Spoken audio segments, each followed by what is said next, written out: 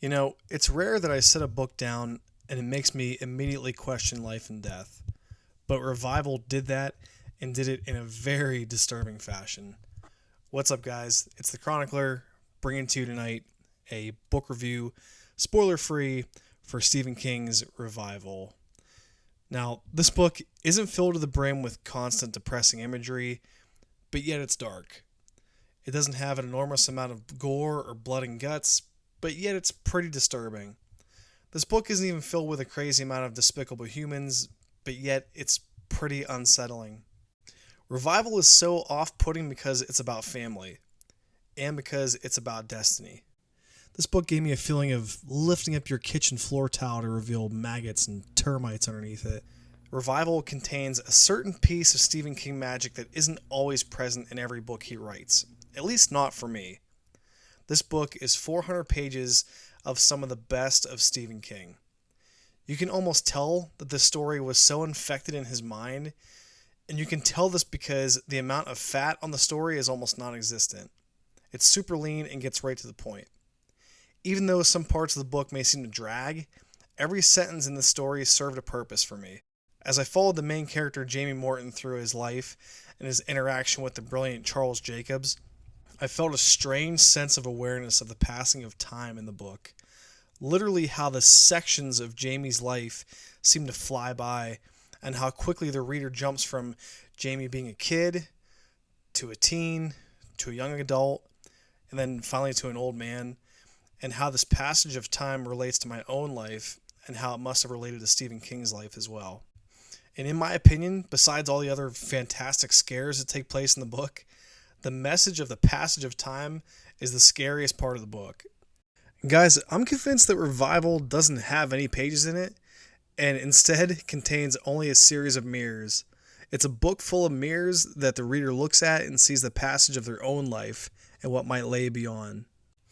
Now, I'd consider myself a fairly savvy veteran reader of Stephen King. I know that's kind of a strange way to put it, like, oh, he's a veteran Stephen King reader, but I have read a good bit of his stuff. So I know his style, and I've seen it over and over and over.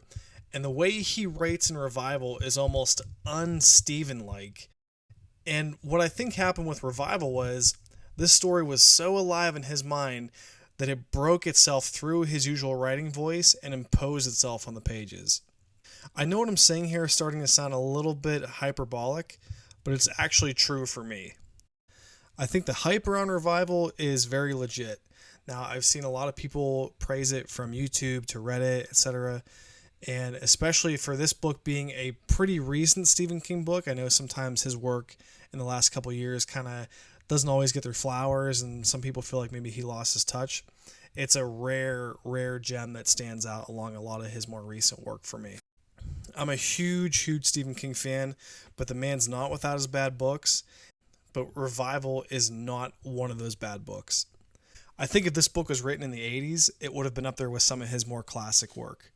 I think that time will be very good to this book. But until it is, I'll kind of finish this review off with a few words, a grade, and my favorite line from the book. While the book is without a doubt disturbing and scary at times, yes, it is scary, I think there was a potential for a good bit more scares than what I ended up getting with the book. A few more would have really put it over the top for me. I also feel like the end reveal, no spoilers, could have knocked my socks off a little more than it did.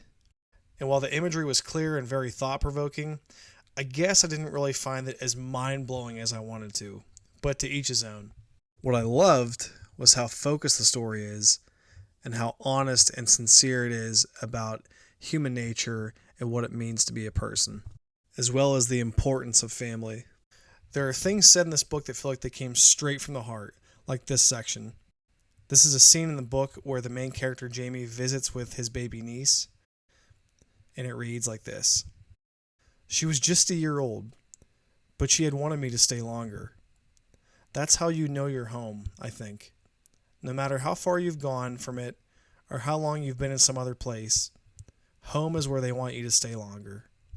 This part honestly made me tear up.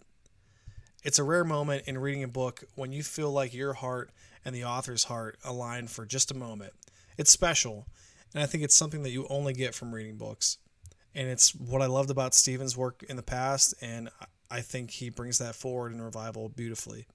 You truly feel something. That's what this book was great at.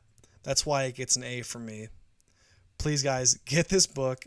Go get it and be thrilled by the scares, intrigued by the possibilities, and warmed by the heart that's present in its pages.